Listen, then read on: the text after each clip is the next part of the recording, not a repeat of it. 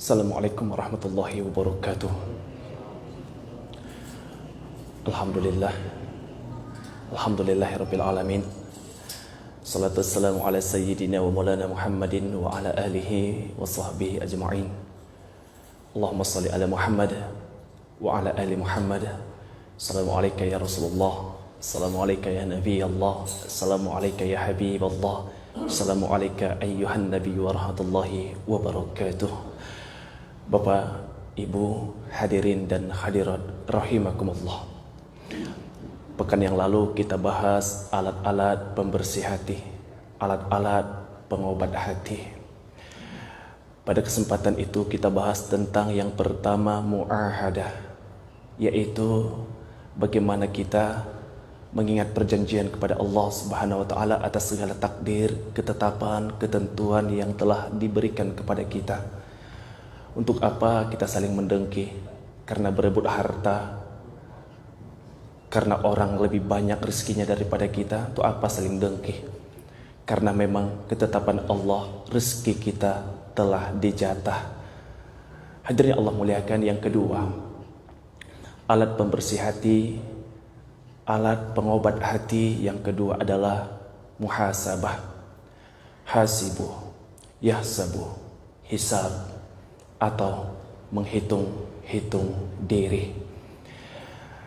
Kalau di rumah sakit mereka menerima orang-orang yang sakit secara lahir, maka ada yang namanya medical check up. Mereka di medical check up itu di laboratorium, dicek seluruh kondisi tubuhnya, bagaimana keadaan paru-parunya, bagaimana keadaan jantungnya, bagaimana keadaan lambungnya, bagaimana keadaan ginjalnya, bagaimana kadar kolesterolnya, bagaimana kadar asam uratnya, bagaimana kondisi tulangnya, bagaimana kondisi-kondisi yang lainnya. Jamaah yang Allah muliakan, ini kalau sakit lahir atau sakit fisik, kita cek ke laboratorium sehingga dapatlah penyakit. Ternyata asam lambung kita tinggi. Ketika kita tahu asam lambung kita tinggi, maka kita tahu cara-cara untuk menjaganya. Tidak boleh lagi telat makan, tidak boleh lagi makan yang seperti ini. Ketika kita tahu setelah medical check up itu bagaimana tingkat kolesterol kita, wah ternyata kolesterolku sudah di atas rata-rata nih, sehingga kita tahu menjaga diri kita. Gak boleh lagi makan daging berlemak, gak boleh lagi makan yang terlalu asin, gak boleh lagi makan kerang-kerangan atau seafood-seafoodan. Kemudian di check up lagi, tensi kita ternyata begitu tinggi, maka kita tahu menjaganya. Tidak boleh makan gulai kambing misalnya. Nah, ketika kita telah melihat tubuh kita, menghitung bagaimana kondisi tubuh kita, maka kita tahu menjaga tubuh kita, menjauhi pantangan-pantangannya. Atau kita akan segera diberikan resep obat oleh dokter. Begini menjaga paru-parumu, begini menjaga asam lambungmu, dan lain sebagainya.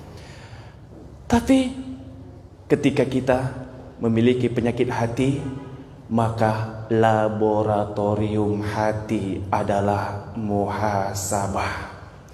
Muhasabah.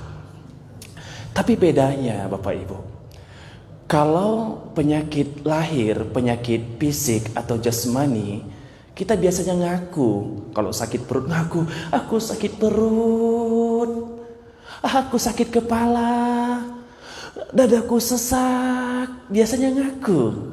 Tapi bedanya dengan penyakit hati, biasanya tak ngaku. Mana ada orang ngaku, aku seorang pendengki, aku seorang yang sombong, aku seorang yang ria. Dan bedanya lagi, kalau penyakit lahir, ketika dia ngaku sakit perut, dikasih tahu jangan makan ini ya, kata dokter, dia terima. Tapi kalau penyakit hati biasanya, ketika orang kasih tahu, kau itu sombong loh, janganlah sombong-sombong jadi orang. Dia biasa sakit hati. Apa kau bilang? Kau bilang aku sombong? Biasanya kita marah. Jamaah yang Allah muliakan, maka dari itu sebenarnya untuk mengecek kondisi hati kita jauh lebih rumit daripada mengecek kondisi tubuh kita. Hadirin Allah muliakan, dan ada beberapa cara untuk melaboratorium atau ngecek kondisi hati kita.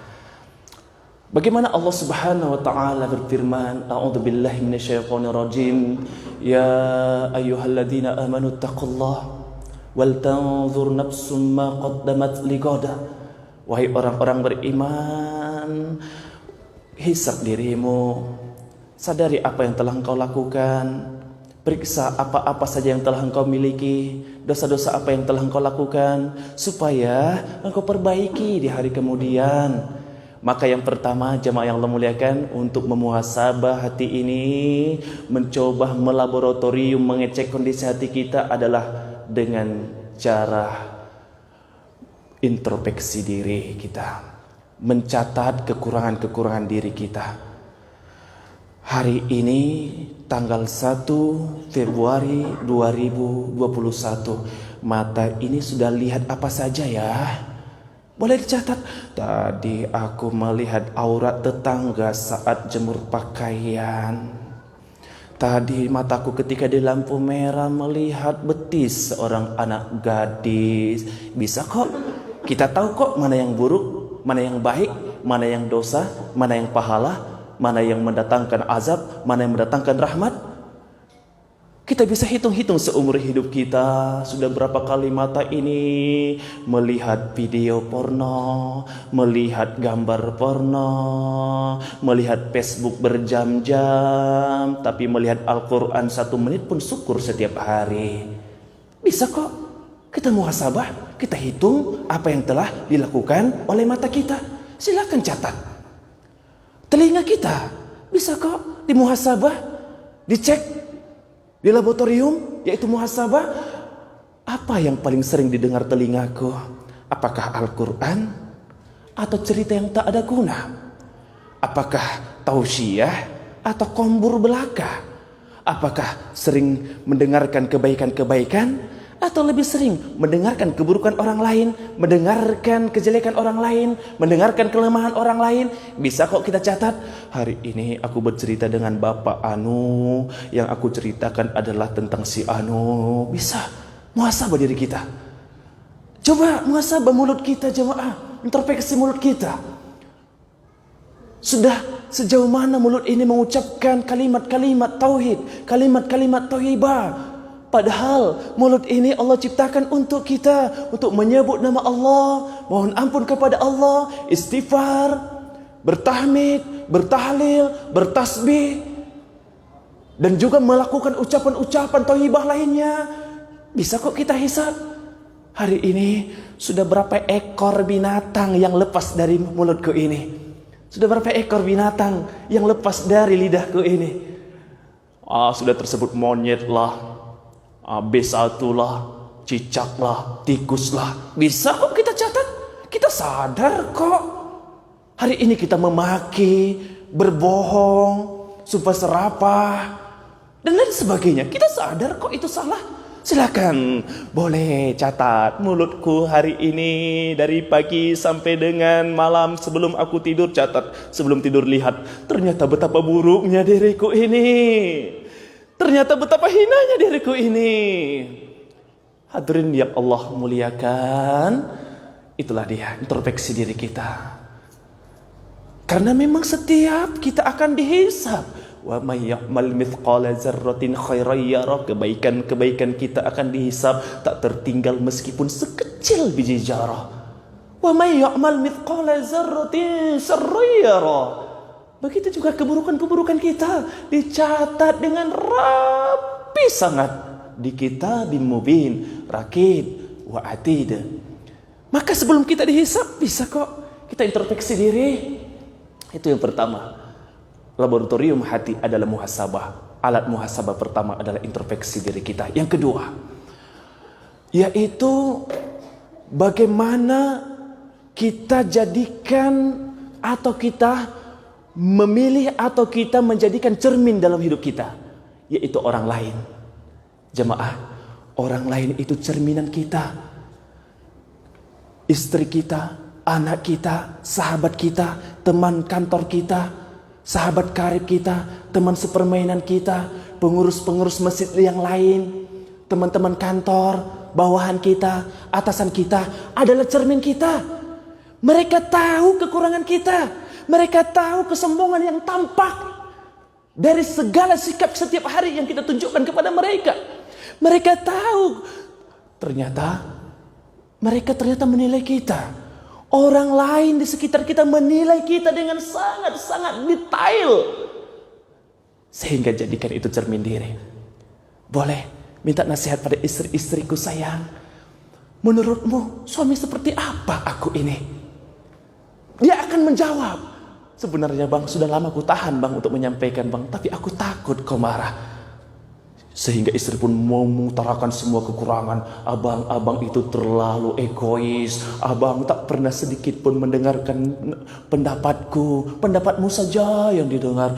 Abang, kau itu terlalu meninggi. Abang, engkau itu terlalu tak peduli kepada anak-anakmu. Nampaklah kekurangan kita karena cermin di sekitar kita.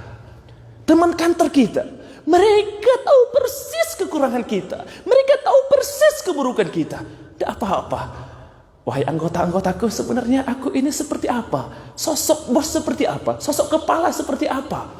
Apa yang kalian tidak suka dariku? Akan datang jawaban-jawaban. Mereka pun akan senang. Wah, luar biasa nih pimpinanku nih. Akan datang bos. Kau itu terlalu begini. Jemaah, jadikanlah orang lain sebagai cermin kita. Jangan marah. Bro, kau itu terlalu begini. Apa katamu? Sampai bertikai. Tidak, jemaah. Orang lain itu adalah cermin kita. Jangan kita musuhi. Jangan kita pecahkan cermin itu, jemaah. Adapun yang ketiga, bagaimana kita memuhasabah diri adalah jadikan keburukan orang lain kepada kita sebagai ukuran keburukan kita. Jangan marah kalau orang dengki kepada kita. Kalau orang lain merendahkan kita, jangan marah. Itu bukan masalah besar kalau orang lain dengki. Menjadi masalah besar saat Allah tidak memandang kita. Tidak apa-apa kalau orang lain merendahkan kita. Yang menjadi masalah adalah ketika Allah yang menghinakan kita. Tidak apa-apa kalau orang lain tidak menganggap kita. Yang jadi masalah adalah ketika Allah tidak memandang kita. Jadikan ketika orang lain dengki kepada kita, bersyukurlah. Kenapa? Sebab bukan aku yang dengki. Kalau orang lain memfitnah kita, bersyukurlah. Sebab bukan kita yang memfitnahnya. Ketika orang lain memaki kita, bersyukurlah. Karena bukan kita yang memakinya. Sehingga ketika kita jadikan orang lain menjadi introspeksi untuk kita, kebencian orang lain kepada kita, jadikan sebagai muhasabah untuk kita. Kenapa ya orang dengki kepadaku? Ternyata karena aku selama ini tidak bergaul dengan baik dengannya.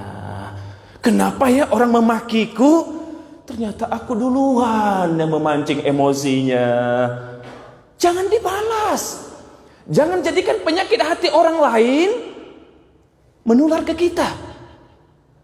Ketika orang menghina kita, dosanya cukup untuknya. Tapi saat kita balas, kedua-duanya mendapatkan dosa, jamaah. Maka kita akan mendapatkan ilmu dari keburukan orang lain. Ternyata fitnah itu menyakitiku.